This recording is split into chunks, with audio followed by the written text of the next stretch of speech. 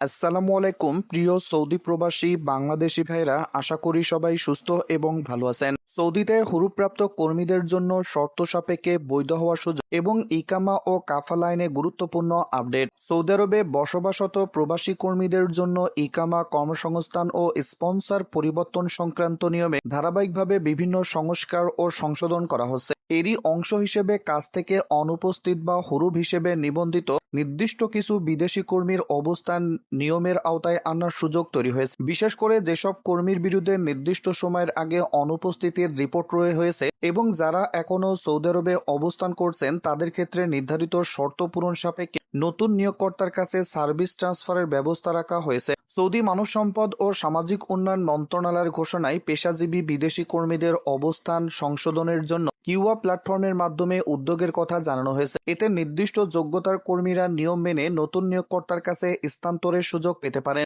শর্তগুলোর মধ্যে রয়েছে নতুন নিয়োগকর্তার মাধ্যমে বকেয়া ওয়ার্ক পারমিট সংক্রান্ত আর্থিক দায় পরিশোধ এবং কর্মীর নির্দিষ্ট সময় সৌদি আরবে ধারাবাহিকভাবে অবস্থানের বিষয়। এখানে সবচেয়ে গুরুত্বপূর্ণ বিষয় হলো এই সুযোগকে সবার জন্য স্বয়ংক্রিয় হুরুপ মাপ বা ইকামা বৈধ হয়ে যাওয়ার ঘোষণা হিসেবে দেখা যাবে না। প্রত্যেক কর্মীর মামলা, হুরুপের তারিখ, ইকামার অবস্থা, ওয়ার্ক পারমিট এবং নিয়োগকর্তার যোগ্যতা আলাদাভাবে যাচাই হতে হবে। তাই সামাজিক যোগাযোগ মাধ্যমে প্রচারিত সব হুরুপ বাতিল, সবাই বিনা শর্তে বৈধ কিংবা নতুন কাফলা আইন পুরোপুরি বাতিল, এই ধরনের দাবি থেকে সতর্ক থাকা উচিত বলে জানিয়েছে। ইকামা আইন ও শ্রমবাজার সংস্কারের ক্ষেত্রেও সৌদি কর্তৃপক্ষ ধীরে ধীরে ডিজিটাল সেবার মাধ্যমে নিয়মিতকরণ ও নিয়োগকর্তা পরিবর্তনের প্রক্রিয়া সহজ করছে। কিউয়া প্ল্যাটফর্মের মাধ্যমে পেশাজীবী কর্মীদের চুক্তি, কর্মসংস্থান এবং নির্দিষ্ট ক্ষেত্রে সার্ভিস ট্রান্সফারের প্রক্রিয়া পরিচালিত হচ্ছে। অন্যদিকে গৃহকর্মীদের ক্ষেত্রে মুসানাদ প্ল্যাটফর্মের মাধ্যমে নির্দিষ্ট পরিস্থিতিতে অনুপস্থিত কর্মীদের অবস্থান সংশোধনের ব্যবস্থা নেওয়া হয়েছিল। আরেকটি গুরুত্বপূর্ণ